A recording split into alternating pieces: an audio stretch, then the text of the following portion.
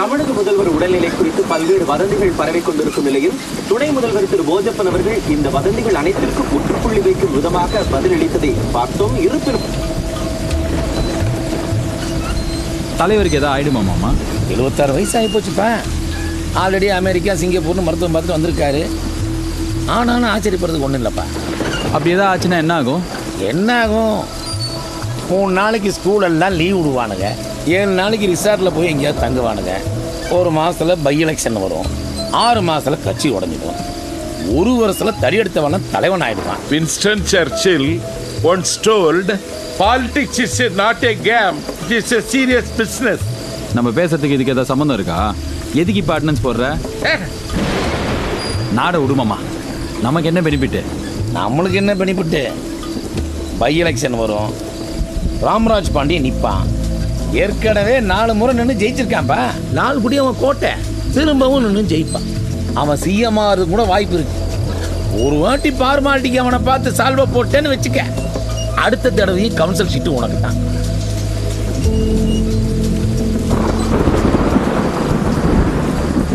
நம்ம ஏன் by election நிக்கிறதுக்கு சீட்டு கேட்க கூடாது? நல்ல சகுனம். ஐயா அப்பா, உன் வாயே வாயாதா?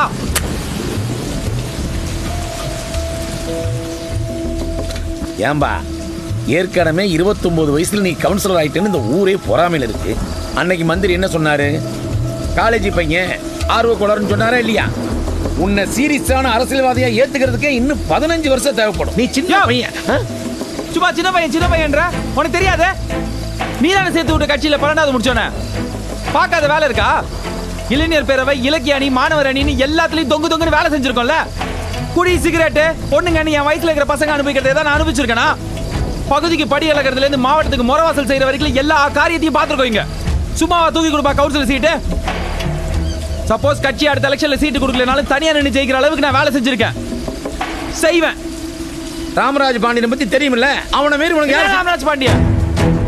இப்ப ராமராஜ் பாண்டியன் நிப்பா, அடுத்தவன் செத்ததுக்கு அப்புறம் தம்பிங்க நிப்பானுங்க.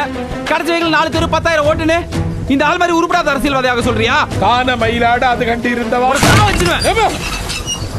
ஒரு டைடே ஆகாதா? போய் தூங்கு.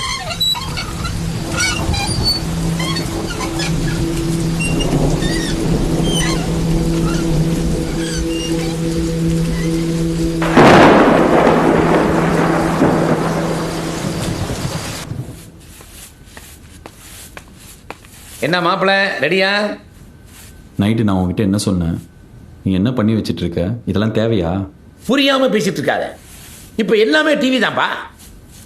நம்ம ஊர் டிவியில 100 நாள் ஷோ பண்ணா சிஎம்ஏ ஆயிடலாம். நாடு இன்னைக்கு இருக்க நிலைமையில மீடியா ரொம்ப அவசியம். அதுக்கெல்லாம் நான் நிறைய பிளான் பண்ணி வச்சிட்டு இருக்கேன் மாமா. ப்ரொஃபசர் கிட்ட ஆல்ரெடி பேசியாச்சு. இத பாரு, இதெல்லாம் பண்றதுனால எந்த தப்பு இல்ல. வா போலாம். வா. Light check. சார், லைட்ட வாங்குங்க. லைட்ட வாங்குறதுன்னா அது இல்ல, கேமராவை பாருங்க. சரிங்க. இங்க பாருங்க. கண்ணாடி போட்டு பேசலாங்களா? ஆமா, பெரிய மிஸ்கின் கண்ணாடி எல்லாம் பேச மாட்டாரு. பேசுங்க. வணக்கம். இப்ப எதுக்கு வணக்கம் சொல்லிட்டு ஹாய் சொல்லுங்க. யூத்துக்குலாம் அதான் பிடிக்கும். ஹாய் ஹாய் ஹாய், அது போதும். நான் வணக்கமே சொல்லிட்டா? சொல்லுங்க. உலகெங்கும் உள்ள லால் டிவி, ரதிகுடி, ரதிமீனா, ரதி டிவி நேயர்களுக்கு வணக்கம். உலகம் முழுவதும். ஆமா, நீங்க அதை பாத்தீங்க. 4 தெரு தான்னா எங்கேயுமே தெரியாது. வணக்கம் ஒண்டி சொல்லி ஸ்டார்ட் பண்ணுங்க. வணக்கம். அண்ணியோ ஒழுங்கா சொல்ல தெரியல. ஏங்க, என் வார்டுல நான் பயங்கர ஃபேமஸ். பெரிய அம்பானி ஒரு ஃபுல்லா சிம் கார்டு கொடுத்து வச்சிருக்காரு. பார்த்தோன்னே தெரிஞ்சுக்கிறதுக்கு. லால்குடி ஃபுல்லா நான் ஃபேமஸ். நானே ஒவ்வொரு வாட்டியும் உங்க ரதி டிவி கிரிஜா, உங்க ரதி டிவி கிரிஜான்னு சொல்லி தான் ஸ்டார்ட் பண்றேன். ஸ்டார்ட் பண்ணுங்க. வணக்கம், நான் லால்குடி கருப்பையா காந்தி பேசுகிறேன். அது என்ன கிரேன்னு சொல்லிட்டு வாயில வச்சேனா பேசுறேன். அப்படி சொல்லுங்க. இல்லங்க, எனக்கு இது வேணாம். மாமா, எதுக்கு மாமா? எதுக்கு டென்ஷன் ஆகுறீங்க? தனியா குடிங்க. கேமராமேன் போலாமா? முடிச்சிட்டு போலாமே. ரெடியா?